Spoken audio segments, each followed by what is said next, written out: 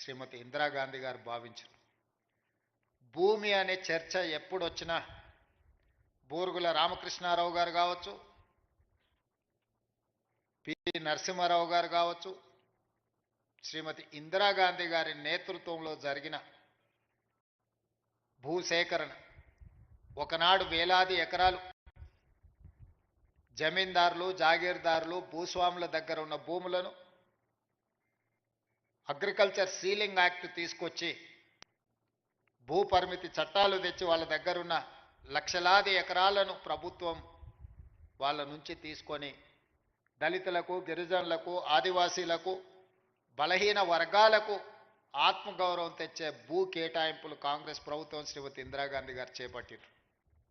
అదేవిధంగా వారసత్వంగా వచ్చిన భూములు కావచ్చు, తమ శ్రమతో కొనుగోలు చేసిన భూములు కావచ్చు, అటవీ భూమి హక్కుల చట్టం ప్రకారం ఆదివాసీలకు ఇచ్చిన పోడు భూముల పట్టాలు కావచ్చు, ఈ అన్ని భూముల యొక్క హక్కులను రెవెన్యూ శాఖ భద్రంగా పొందుపరిచి వాళ్ళ హక్కులను ఆనాడు పటేల్ పట్వారీ వ్యవస్థలో గ్రామాలలో పట్వారీలు భూముల వివరాలను నమోదు చేసేవాళ్ళు.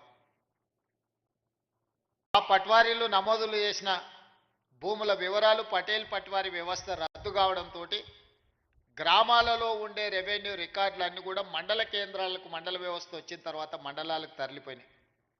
భూమికి సంబంధించి ప్రభుత్వం ఆ తర్వాత తీసుకొచ్చిన పరిణామాలలో విఆర్ఓ, విఆర్ఏలను తీసుకొచ్చి ప్రభుత్వ అధికారులుగా, ప్రభుత్వ ప్రతినిధులుగా గ్రామాలలో ఉండే భూముల యొక్క సమాచారాన్ని సేకరించి మండల కేంద్రాలలో మండల రెవెన్యూ ఆఫీసర్సు లేదా తహసీల్దార్ దగ్గర భద్రపరిచారు. చాలా వరకు భూ వివాదాలు ఉన్న కోర్టు కేసుల్లో ఉన్న భూములు తప్పితే 95% భూములకు సంబంధించిన వివరాలు ప్రక్షాళన చేసి 4-5 దశాబ్దాలు ఈ భూముల యొక్క వివరాలను సేకరిస్తూ ప్రక్షాళన చేసి ప్రజలకు ఈ రికార్డులను అందుబాటులో పెట్టారు.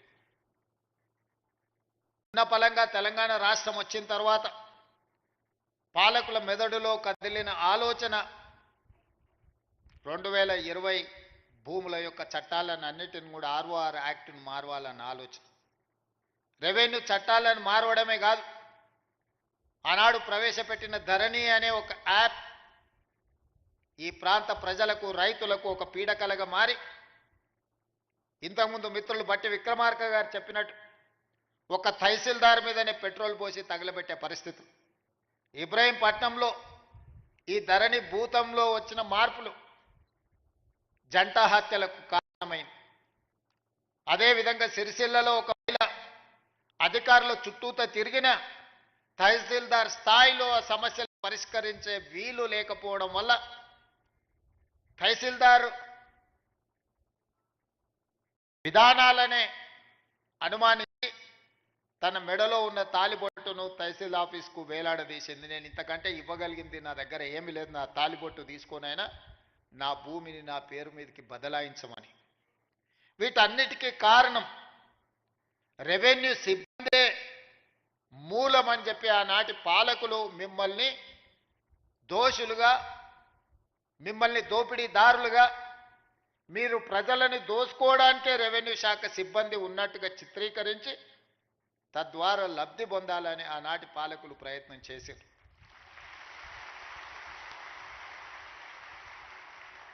ఇక్కడున్న రెవెన్యూ సిబ్బందిని, తెలంగాణ రైతాంగాన్ని నేను అడుగుతున్నా. దాదాపుగా 65 సంవత్సరాలు మన భూములకు సంబంధించిన వివరాలు, మన భూముల ఖాతాలు, 69 లక్షల కమతాలకు సంబంధించిన వివరాలని రెవెన్యూ సిబ్బందే కాపాడారు కదా. వీళ్ళే కదా మన హక్కులను భద్రంగా పొందుపరిచింది. ఉన్న పలంగా 2019లో 2018లో మీరు ప్రవేశపెట్టిన ధరణి పోర్టల్ వచ్చిన తర్వాతనే రెవెన్యూ సిబ్బంది అంతా దొంగలుగా, దోపిడీదారులుగా మీకు కనిపించిండ్రా? ఎక్కడైనా మంచోళ్ళు ఉంటారు, చెడ్డోళ్ళు ఉంటారు. సమాజంలో 2%, 3%, 5%, 10%, అది రెవెన్యూ కావచ్చు, పంచాయతీరాజ్ కావచ్చు, ఇతర ఏ శాఖలో కావచ్చు, రాజకీయాలలో కావచ్చు, కొంతమంది చెడ్డవాళ్ళు ఉండొచ్చు. అంత మాత్రాన మొత్తం వ్యవస్థనే మనం తప్పుపడతామా? చెడ్డవాళ్ళుగా ఉన్న వాళ్ళని శిక్షించుకుంటూ వాళ్ళను వాళ్ళ అవకాశాలు తగ్గించుకుంటూ శాఖలను ప్రక్షాళన చేసుకుంటూ ముందుకు వెళ్ళాలి. ఇంట్లో ఒకవేళ ఎలక దూరితే ఇల్లు తగలబెట్టుకోము కదా, పొగబెట్టి ఆ ఎలకను పట్టుకునే ప్రయత్నం చేయాలి తప్ప ఇల్లు తగలబెట్టుకునే విధానం ఎక్కడైనా మనం చూసినామా? మరి గత ప్రభుత్వం మిమ్మల్ని దోషులుగా, మిమ్మల్ని బూచీగా చూపించి చట్టాలను మార్చి, ఆ చట్టాలను కొద్దిమందికే చుట్టాలుగా మార్చి వేలాది ఎకరాలను కొల్లగొట్టే ప్రయత్నం జరిగిన మాట వాస్తవం కాదా? అందుకే ఎన్నికల కంటే ముందు సమ్మక్క సారలమ్మ ఆశీర్వాదంతో నేను పాదయాత్ర మొదలుపెట్టి ఆ తర్వాత ఆదిలాబాద్ నుంచి ఖమ్మం జిల్లా వరకు మా మిత్రుడు బట్టి విక్రమార్క గారు పాదయాత్ర చేసినప్పుడు పేదవాళ్ళు, ముఖ్యంగా దళితులు, గిరిజనులు, ఆనాడు పోడు భూముల పట్టాలు పొందిన వాళ్ళు కావచ్చు, ఇందిరమ్మ రాజ్యంలో ఆనాడు అసైన్మెంట్ భూములు దాదాపుగా 25 లక్షల ఎకరాలు పేదలకు పంచిపెట్టిన వాళ్ళు కావచ్చు, లేదా స్వకష్టార్జితంతో సంపాదించుకున్న సొమ్ముతో కొనుగోలు చేసిన భూముల వివరాలు చిన్న చిన్న సమస్యలతోని శాశ్వతంగా తమ భూమి తమది కాదు అని తెలిసినప్పుడు వాళ్ళ ఆవేదన, వాళ్ళ దుఃఖం వర్ణాతీతం. తను కష్టపడి జీవితాంతం తనకు గ్రామంలో గుర్తింపు, గౌరవాన్ని తెచ్చిపెట్టిన తన సొంత భూమి తనది కాకుండా పోతున్నప్పుడు ఆ భూ యజమాని యొక్క బాధను మనం అర్థం చేసుకోవాలి.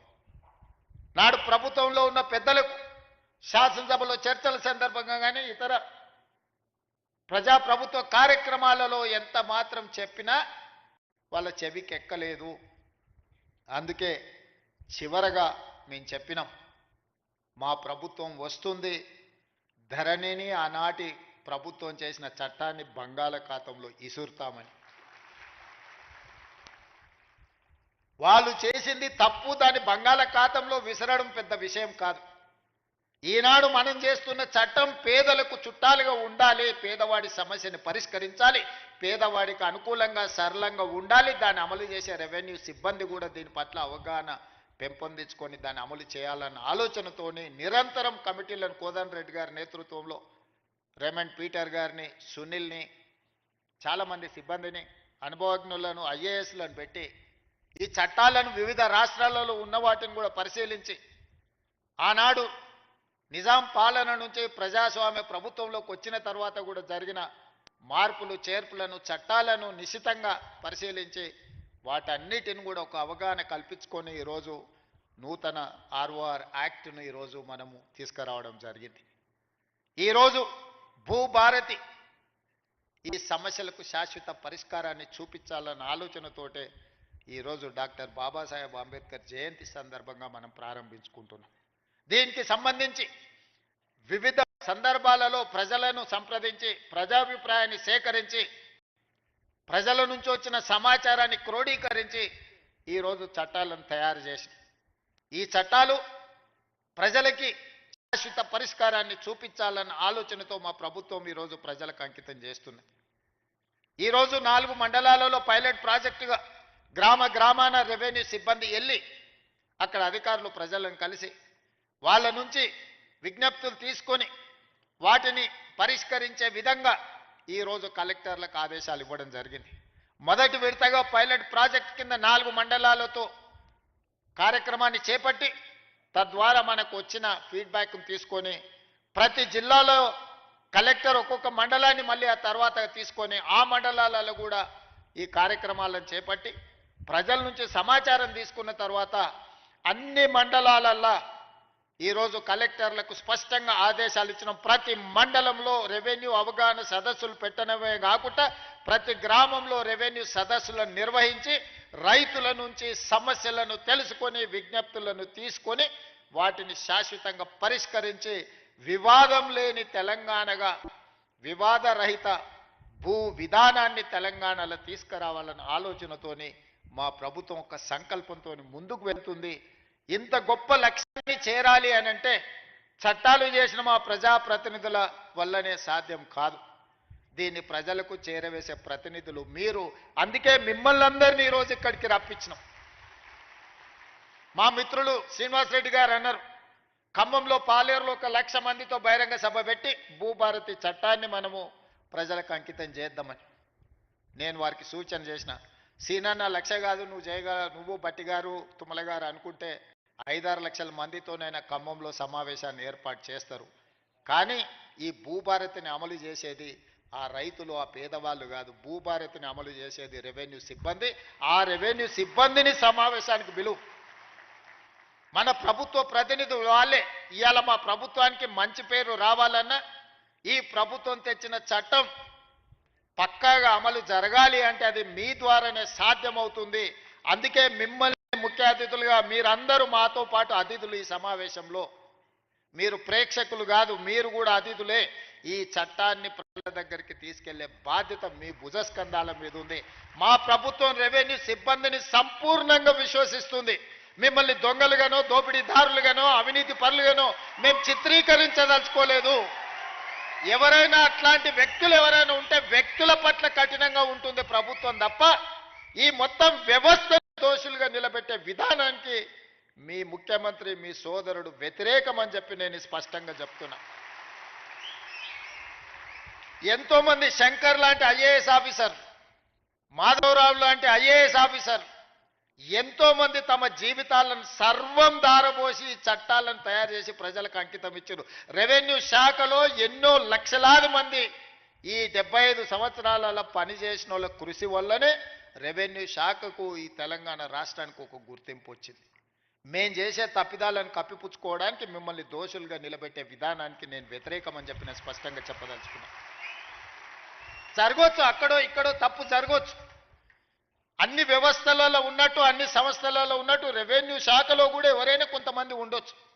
అంత మాత్రాన శాఖను మొత్తాన్ని దోషిగా నిలబెట్టి ప్రజల ముందు వాళ్ళను అవమానించే విధంగా మాట్లాడే విధానాన్ని నేను వ్యతిరేకిస్తున్నా.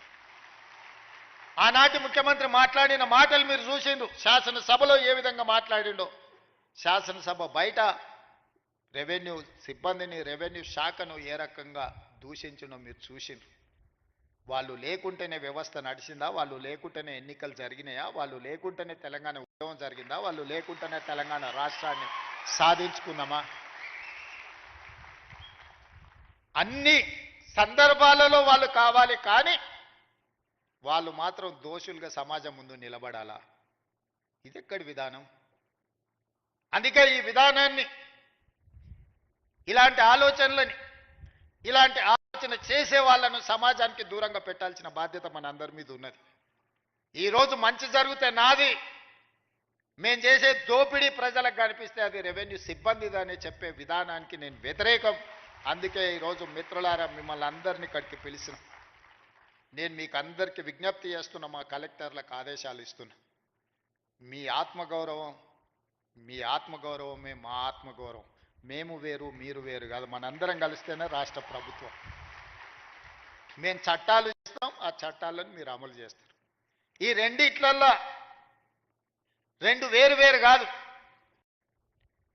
ఒక మనిషికి 2 కళ్ళు ఎంత ముఖ్యమో తెలంగాణలో ఉన్న 69 లక్షల రైతులకు రాష్ట్ర ప్రభుత్వము, రెవెన్యూ సిబ్బంది 2 కళ్ళ లాంటి వాళ్ళు. ఈ 2 కళ్ళు సరిగ్గా ఉన్నప్పుడే సమాజాన్ని మనం చూడగలుగుతాం, ఈ సమాజానికి మేలు చేయగలుగుతాం. అందుకే గ్రామాన వెళ్ళండి.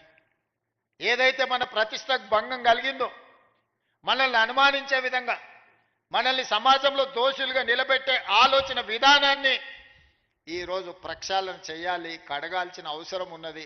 ఆ ప్రజల దగ్గరికి వెళ్ళి ప్రజా దర్బార్లు నిర్వహించి రెవెన్యూ సదస్సుల ద్వారా ప్రజల సమస్యలు తెలుసుకొని ఎవరి భూమి వాళ్లకు పక్కాగా లెక్క ప్రకారం లెక్క రాద్దాం. ఈరోజు కొత్త విధానాన్ని తీసుకొచ్చినాం. ఆధార్ కార్డు ప్రతి ఒక్కరికి గుర్తింపుగా ఈరోజు ఆధార్ కార్డు తీసుకొచ్చినాం. ఈరోజు భూమికి భూదారు తీసుకొస్తున్నాం. ఆధారు మనిషికి ఎట్లా గుర్తింపో భూమికి కూడా భూదారు నెంబర్ ఇచ్చి ప్రతి కమతానికి ఒక ప్రత్యేకమైన నెంబర్ ఇచ్చి ఆ భూమి యొక్క వివరాలన్నిటి కూడా అందులో పొందుపరిచే విధానాన్ని తెచ్చుకుందాం. ఇంత సాంకేతిక విప్లవం ఉన్నప్పుడు అదో పెద్ద సమస్యనా? ప్రతి భూమిని మెజర్మెంట్ చేసి సరిహద్దులు నిర్ణయించి ఇండ్ల ప్లాట్లకు చేస్తలేమా? ఇండ్ల ప్లాట్లకు సరిహద్దులు నిర్ణయించినప్పుడు భూమి కొలతలతో పక్కాగా రిజిస్ట్రేషన్ చేసుకోగలిగినప్పుడు వ్యవసాయ భూమిని కూడా పక్కాగా కొలిసి దానికి సరిహద్దులు నిర్ణయించడం పెద్ద సమస్యనా? మన రెవెన్యూ సిబ్బంది చేయలేరా ఈ పని? దీన్ని మనకు అసాధ్యమా? తెలంగాణ రాష్ట్రం సాధించిన రెవెన్యూ సిబ్బందికి భూమి హద్దులు నిర్ణయించేది, తెలంగాణ రాష్ట్ర హద్దులే నిర్ణయించగలిగిన రెవెన్యూ శాఖ సిబ్బంది భూమి యొక్క హద్దుల్ని నిర్ణయించడంలో పెద్ద సమస్య ఏముంటుందని నేను అడుగుతున్నా. అందుకే రాబోయే రోజుల్లో ప్రతి భూమిని పక్కాగా కొలతలేసి హద్దులు నిర్ణయించి దానికి సంబంధించిన రిజిస్ట్రేషన్ డాక్యుమెంట్ చేసి భవిష్యత్తులో ఎలాంటి సమస్యలకు తావు లేకుండా ఎలాంటి వివాదాలకు చోటు లేకుండా మన చట్టాన్ని బలోపేతం చేసుకుందాం. కొంతమంది వ్యక్తులు దురుద్దేశంతో ఈ రెవెన్యూ శాఖ మీద సృష్టించిన అపోహలను తొలగించుకునే బాధ్యత మన అందరి మీద ఉన్నది. మీలో ఒకటిగా నేను మాటిస్తున్నా, మనం ఏ తప్పు చేయొద్దు, చట్టాలను పకడ్బందీగా అమలు చేద్దాం. చట్టాలు చేయడమే కాదు, అమలు చేసే విధానంలోనే అసలు ఫలితాలు ఉన్నాయి. తప్పకుండా నాకు సంపూర్ణమైన విశ్వాసం కలిగింది. ఇక్కడున్న సిబ్బందే కాదు, దాదాపుగా రైతు వేదికలలో కొన్ని వేలాది లక్షలాది మంది రైతులు చూస్తున్నారు గ్రామాలలో. మళ్ళీ మనం ఏ గ్రామానికి వెళ్ళినా మనకు వాళ్ళు ఇంత భోజనం పెట్టి ఆ ఊరిలో ఉండే సమస్య చెప్పుకునే విధంగా మనల్ని రెవెన్యూ సిబ్బందిని రైతు బాంధవులు వచ్చిండ్రు మా సమస్యను పరిష్కరిస్తానని మనల్ని గౌరవించే విధంగా ఈరోజు మనం చర్యలు చేపట్టాలని, ఇంత ఆలస్యమైన ఇంత ఎదురు చూసి ఈ చట్టాన్ని ఈరోజు మీరు తీసుకెళ్తున్నారు. ఈ సందేశాన్ని గ్రామాలకు తీసుకెళ్ళండి. నేను కలెక్టర్లకు కూడా స్పష్టమైన ఆదేశాలు ఇస్తున్న, ప్రతి మండలంలో మీరు పర్యటించవలసిందే. రెవెన్యూ సిబ్బందిని వాళ్ళ సహకారాన్ని తీసుకోవాల్సిందే. వాళ్ళందరూ కూడా గ్రామీణ స్థాయిలో క్షేత్రస్థాయిలో అనుభవం ఉన్నవాళ్ళు, అవగాహన ఉన్నవాళ్ళు, వాళ్ళందరితో కూడా సహకారం తీసుకొని ఈ చట్టాన్ని అమలు చేయవలసిందిగా కోరుకుంటూ మీ అందరి దగ్గర సెలవు తీసుకుంటున్న. ధన్యవాదాలు మిత్రులారా.